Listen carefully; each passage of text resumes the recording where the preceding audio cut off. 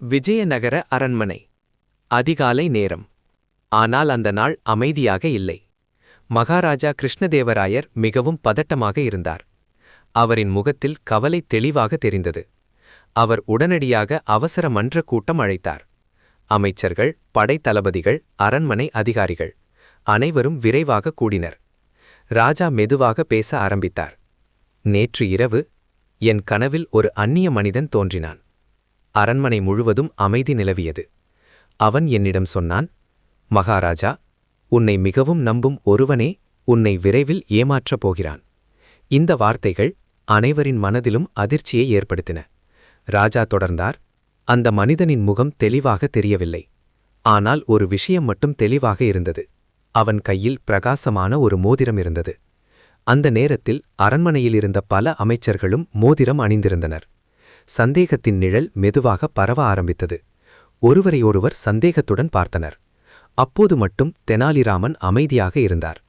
அவர் மெதுவாக எழுந்து சொன்னார், மகாராஜா, கனவு பல நேரங்களில் மனதில் இருக்கும் சந்தேகத்தை காட்டும். ஆனால் உண்மையை வெளிக்கொண்டு வருவது மனிதர்களின் எதிர்வினைதான். ராஜா ஆர்வத்துடன் கேட்டார், அப்படியானால் உண்மையை எப்படி கண்டுபிடிப்பது? தெனாலிராமன் சிரித்தார். ஒரு சிறிய சோதனை போதும். அடுத்த நாள் மாலை அனைத்து அமைச்சர்களும் மீண்டும் மன்றத்தில் கூடியிருந்தனர்.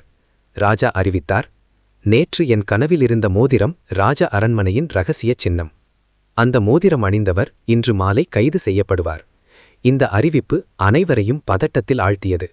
சிலர் அமைதியாக இருந்தனர், சிலர் குழப்பத்தில் இருந்தனர். சிறிது நேரத்தில் ஒரு அமைச்சர் பதட்டமாக தன் கையில் இருந்த மோதிரத்தை கழற்றி அதை உடையில் மறைக்க முயன்றார். அந்த தருணத்தை தெனாலிராமன் கவனித்துக் கொண்டிருந்தார்.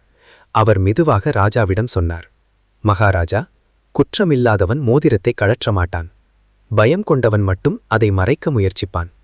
ராஜா உடனே காவலர்களுக்கு உத்தரவு அளித்தார். அந்த அமைச்சர் கைது செய்யப்பட்டார். சிறிது நேரத்தில் அவன் தனது தவறை ஒப்புக்கொண்டான். அவன் எதிரி ராஜ்யத்துடன் இரகசியமாக தொடர்பில் இருந்தான். அரண்மனை முழுவதும் அதிர்ச்சி. ராஜா ஆச்சரியமாக கேட்டார், தெனாலிராமா, அந்த கனவு உண்மையா? தெனாலிராமன் அமைதியாக சிரித்தார். மகாராஜா, அது உங்கள் மனதிலிருந்த ஒரு சிறிய சந்தேகம். ஆனால் உண்மையை வெளியில் கொண்டு வந்தது அவனுடைய பயம்தான். அரண்மனை முழுவதும் கைத்தட்டல். ராஜா பெருமையுடன் கூறினார், தெனாலிராமா, உன் அறிவு இந்த அரசாட்சியின் பாதுகாப்பு. குற்றவாளியை பிடிக்க சாட்சி தேவையில்லை. அவனுடைய பயம் போதும்.